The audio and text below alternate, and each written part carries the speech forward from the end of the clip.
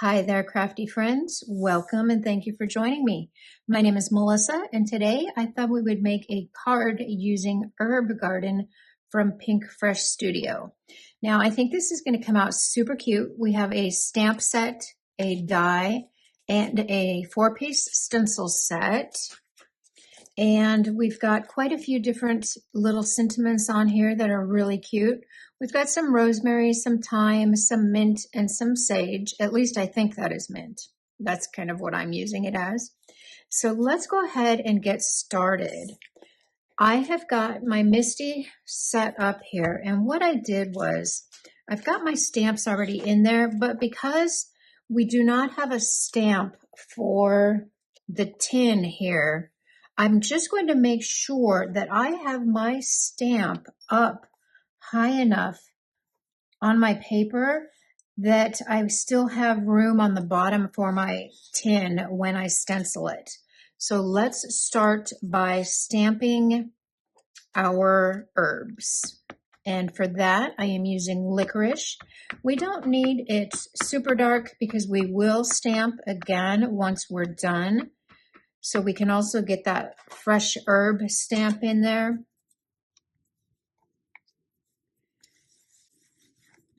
And I think that's good. We got a little bit there, but that's all right. Stencil number 1 does some of the herbs and the base layer for our tin. I think that's good. Once you get that mint stem lined up, everything else really falls into place. So let's start on let's do our tin first. For my tin, I am using sky blue, and I don't want to make it really dark. I am just going to kind of go around the edges and just add some shadows, a little bit around the edges. So I think that's probably pretty good for there. Then let's bring in sage. We've got our sage over here. And so for the first stencil, I'm just using sage, but in the other stencils, I will bring in eucalyptus. And we're going to just go kind of light on there. I don't want it too dark. And I'm going heavier at the base of the leaf. Then we'll work on rosemary. So for our rosemary, I've got Lush Forest, and I want to go really heavy on this stencil, and then we'll go lighter on the other stencils to give it some contrast, so it looks like it's real. Then we've got our mint, and for my mint, I am going to use mint, but we are going to go light, and then we're going to bring in a little bit of olive. So we've got our mint color on there. Now we can bring in the olive and go around the edges of those leaves. And I need to be careful to try not to get that into my tin down there. You could mask it off, but I'm just going to be careful. And I think that little bit of olive on here just kind of changes that color just enough so it's not so bright. We also need olive for our thyme up here. And again, I am going heavy-handed on this stencil, and then I will go a little bit lighter on the next stencil. So we have some different color leaves, but in the same shade. Now we can move on to stencil number 2. And stencil number 2 also lines up nice and easily. And I did find on stencil number 2, if you get the little handles here lined up in your bucket, in your tin, that will pretty much have all the other areas fall into place. So let's start with our olive again. And we're going to go a little bit lighter this time on our thyme. Then we can move on to our eucalyptus this is Lush Forest for our rosemary. And we're going a little bit lighter. We can bring in our sage, and we will do the same thing that we did on the first stencil. Heavier at the base, lighter at the top. And then here we've got a little pick, one of those little picks that you write what your herb is for your garden.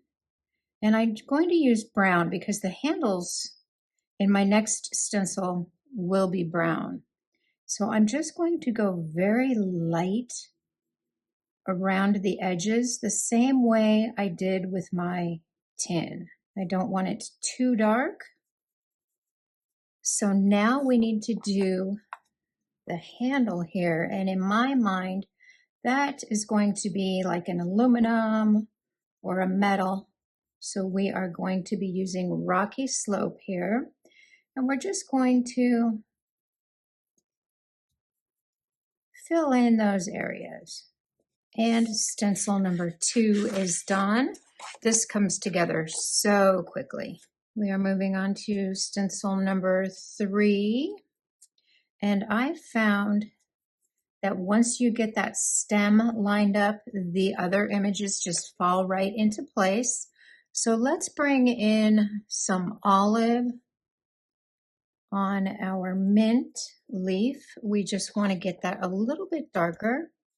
Then we will also use some olive on our thyme up here. Then we can bring in our lush forest for our rosemary. And then this is where I bring in the eucalyptus or our sage. Then all we have left is the mouth of our tin here. So I'm bringing in Metropolis. I want it to be a little bit darker than my aluminum handles. And let's see what we got. Those are looking really good. So now we've got our final stencil, stencil number 4. We will be doing the handles here, and I want a little bit more ink. I want that kind of dark. Then we will bring olive back in for our thyme stem. And I am going a little bit heavy on this. I do want the stem darker than the leaves. And then one last item is the stem on our rosemary, which is Lush Forest. And I'm going really heavy on this. And that is perfect. Oh, I love that. You know, spring is almost here. We are into February, and I thought my friends are going to be starting their gardens soon. And it's always nice to send a little card just saying, thinking of you, hope you are well. So let's bring our Misti back in. We are going to line that up in the corner, hold it down with the magnets, and then we are going to stamp with black. And I've got my Honeybee Intense Black, and we are also stamping our Fresh Herb stamp this time. Just a little bit of pressure there, not too much. Oh, and that's looking beautiful. We do need to do it one more time, I think. And that covered beautifully. Oh my goodness, that is so pretty. And now we can bring in our die. And that's a wonderful die because it cuts everything all at once. You get your tin, you get your little spike for your message and your herbs. There we've got everything all die cut. So now we need to start on our background. So I have something in mind. Let's move these aside. We are going to bring in our scoreboard. Oh my gosh, I have had this thing for so long. And I want to kind of do a wall, like wainscoting at the bottom. So let's bring in our piece of paper. I've got 4 1/4 by 5 1/2 because that's what our card size will be. And a half of 5 1/2 is 2 3/4.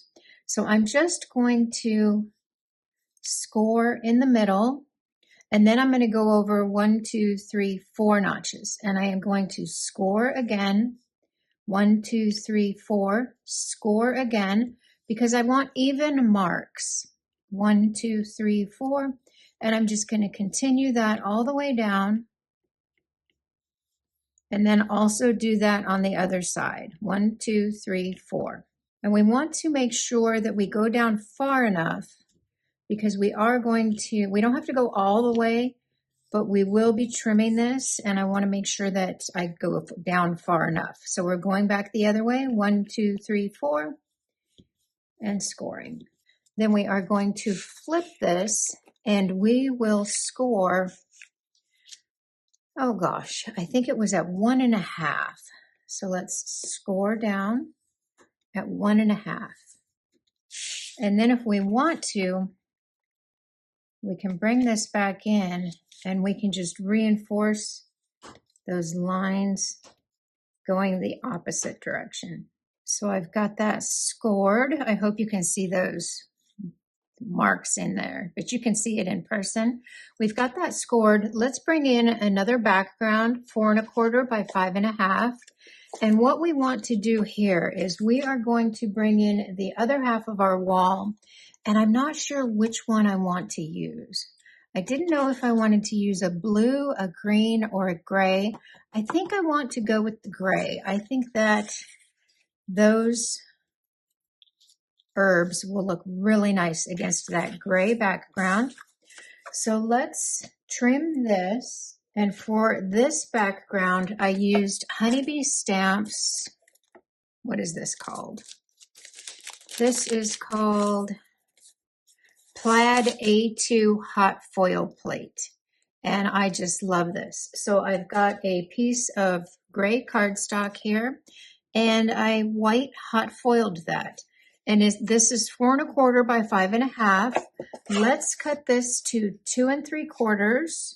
And then we are going to trim our paneling piece. And then we will also be creating just a thin little stripe, a little strip. I'm not even measuring. I'm just kind of eyeballing it. I think it's probably 1/8 of an inch. And now we can assemble. We've got our 4.25 by 5.5 panel. We've got our almost wallpaper piece there. And then we've got the bottom piece. And I'm a little bit off here, but that's okay. You know what? Let's trim that. Or we can trim that afterwards. Let's add these. And I am centering that. I see my cut was a little bit off, but we're going to trim it to 4 by 5.25, so that's okay. Then we can add our little trim piece right there. We're adding our little trim right there. And that looks like a wall with wallpaper. I just love that. So cute. Everything used will be listed in the description below. So now we can put together our little tin. So here I want to bring in my X-Acto knife because I want my herbs to go actually inside the tin. So when you're doing something like this, just make sure you have a piece of paper underneath whatever you're cutting. And I am just going to trim right along the edge there. And then we can just stick our herbs right in that tin. So let's figure out how we want them. I think that looks super cute like that. So let's bring in a piece of tape. We're just going to flip that over, kind of hold these in place. Flip that over and tape those down.